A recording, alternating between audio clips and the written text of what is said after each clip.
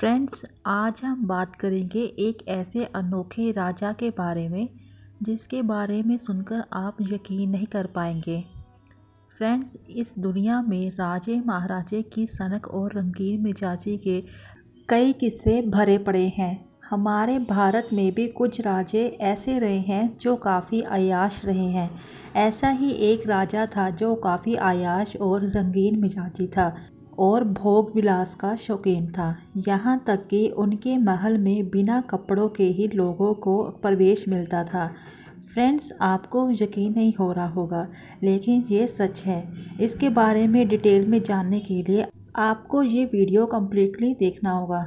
आज हम जानेंगे कि एक ऐसे राजा के बारे में जिसके महल में बिना कपड़ों के ही लोगों को प्रवेश मिलता था। चलिए जानते हैं फिर इस राजा के बारे में। Hello friends, welcome to JK Tech 1992। Friends, जिस राजा की हम बात कर रहे हैं वह है पंजाब के पटियाला शहर के राजा भूपेंद्र सिंह। राजा भूपेंद्र सिंह पर उनके दीवान जर्मनी दास ने एक किताब लिखी है जिसमें महाराजा की रंगीन मिजाजी का बताया गया है। इस किताब में बताया गया है कि महाराजा राजेंद्र सिंह की मौत के बाद सिर्फ 9 साल की उम्र में ही भूपेंद्र सिंह को पटियाला रियासत की बागडोर संभालनी पड़ी, लेकिन कुछ नियमों के मुताबिक राज्य की कमान 18 साल की उम्र में ली और अगले 38 सालों तक राज किया। इस किताब के मुताबिक महाराजा के 365 पत्नियां थीं, जिसके अलावा 300 से ज़्यादा दूसरी महिलाएं भी रानी की हैसियत से महाराजा से मिला करती थीं। इन पत्नियों से उनके 82 बच्चे हुए थे, जिनमें 53 बच्चे जीवित रहे। महाराजा ने अपनी सारी ही रानियों के लिए पटियाला में एक से बढ़कर एक भव्य महल बनवाए थे। इन महलों में भोग विलास की सारी सुविधा होती थी।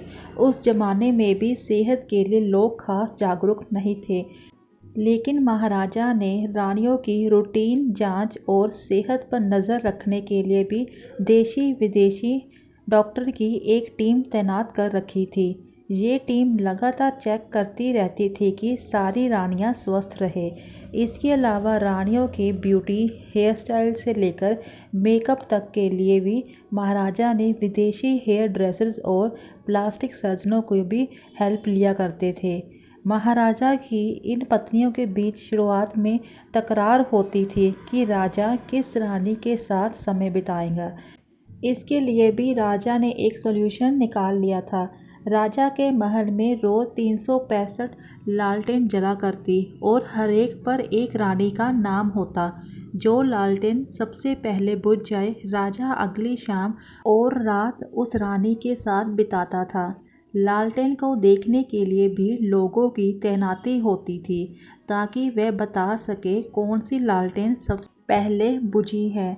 जर्मनी दास ने किताब में लिखा है कि महाराजा के महल में एक पूल के चारों ओर खास पार्टी हुआ करती थी, जिसमें राजा के खास लोगों और उनकी रानियों को आने दिया जाता था। इस दौरान राजा अपनी रानियों के साथ पूल में काफ़ी वक्त बिताया करते। इसके अलावा महाराजा ने पटियाला शहर में भूपेंद्र नगर जाने वाली सड़क के पास एक महल बनवाया था जिसका नाम था लीला भवन। इस भवन में सिर्फ बिना कपड़ों के ही लोगों को अंदर जाने की परमिशन मिलती थी। महल का एक कमरा था जिसे प्रेम मंदिर कहते थे, जहां राजा की परमिशन के बगैर कोई अंदर नहीं जा सकता था। इस किताब में महाराजा के बारे में एक और अजीब जिक्र किया गया है कि कैसे राजा साल में एक बार बिना कपड़ों के सिर्फ हीरो का एक हार पहनकर परेड करते। लोग इस दौरान महाराजा की जय जयकार करते और लोग मानते थे कि महाराजा की ताकत ही लोगों को बुरी ताकतों से बचाए रख सकती है। सन 1926 में महाराजा ने अपनी रानियों के लिए पटियाला हार बनवाया था। ये दुनिया के सबसे कीमती आभूषणों में से एक था, जिसकी कीमत $25 मिलियन है। इस हार में दुनिया का 7वां सबसे बड़ा हीरा जुड़ा हुआ था, लेकिन ये हीरा बाद में चोरी हो गया और चोरी करने वाले का आज तक पता नहीं चला।